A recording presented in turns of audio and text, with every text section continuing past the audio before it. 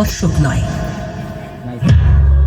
জানেন, দিদির বিয়েতে ব্যস্ততার মাঝে মা কাকিমার সময় না পাওয়ায় আমাকে যে শাড়ি পরতে সাহায্য করেছিল সে আমার দাদা। সে একজন পুরুষ।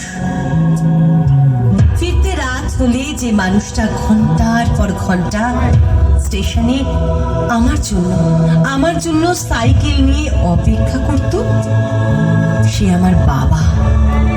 সেও একজন পুরুষ।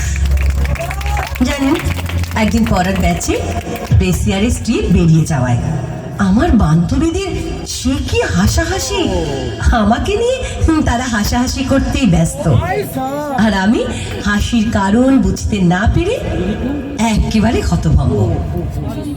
ঠিক ঠিক তখনই চোখের ইশারায় যে আমাকে কারণটি বুঝিয়েছিল সে আমার এক বন্ধু। সেও একজন পুরুষ। আমি বরাবরই একেবারে ভুলোমানা। পিরিয়ডসের ডেট আমার একদম মনে থাকে না, তাই আমার প্রেমিক প্রতি মাসে হোয়াটসঅ্যাপে আমায় রিমাইন্ডার দিয়ে দেয়। হ্যাঁ, সেও একজন পুরুষ। রাস্তায় কিছু ছেলে বিরক্ত করলে যে ভাইয়েরা দৌড়ে এসে প্রথমে একেবারে প্রথম সারিতে প্রতিবাদ করে তারাও তো পুরুষ।